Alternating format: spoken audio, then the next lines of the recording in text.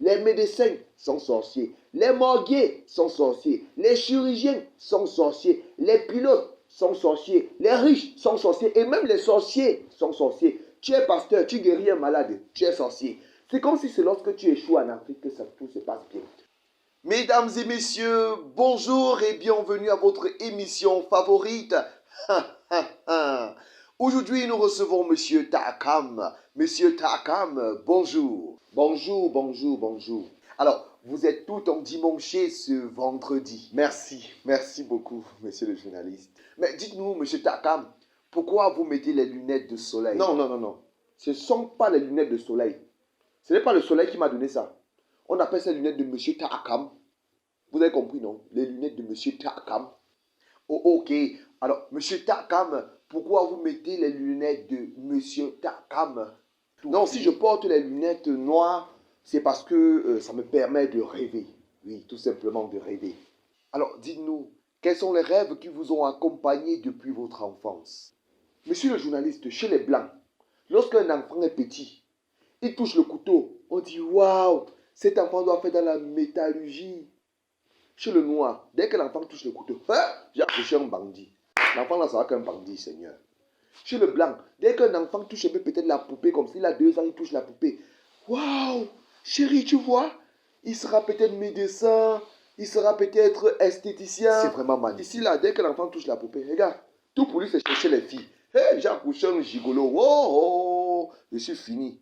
Donc, tu vois déjà, même la façon déjà de penser sur les rêves des enfants, c'est différent en héros.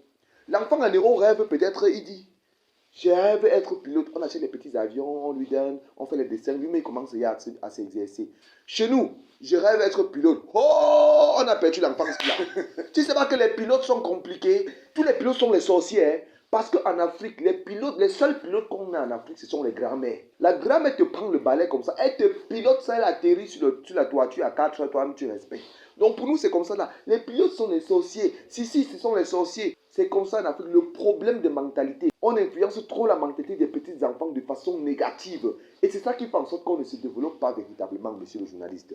Ce que je vous dis là est très vrai. En Afrique, la plus grande horreur que tu peux faire, c'est d'être riche ou bien d'être célèbre. Si tu es riche en Afrique,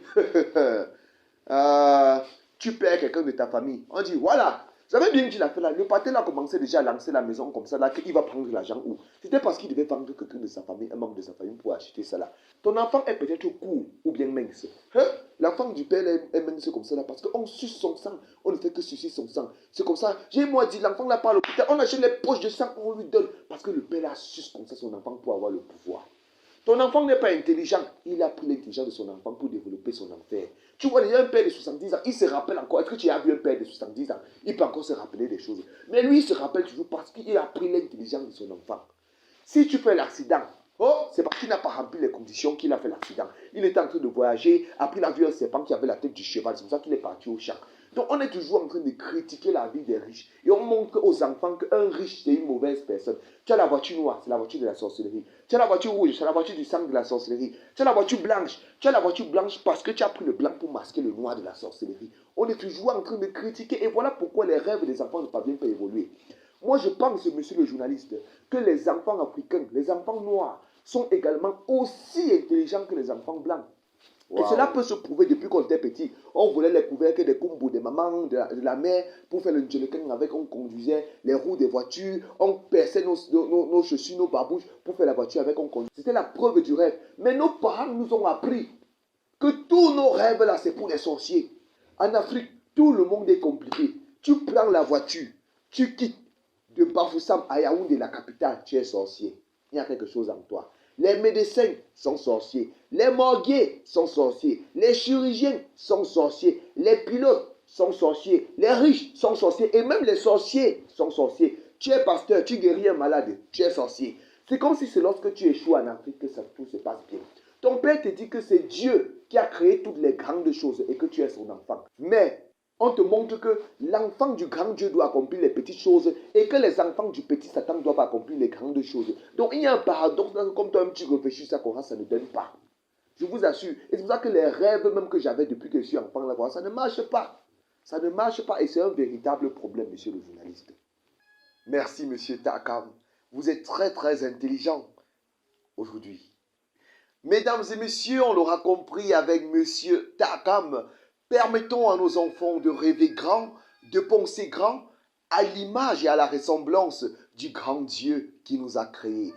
Retrouvons-nous vendredi prochain lorsqu'il sera 16 h ici même sur la chaîne YouTube Cabrel Tindo. D'ici à là, portez-vous bien.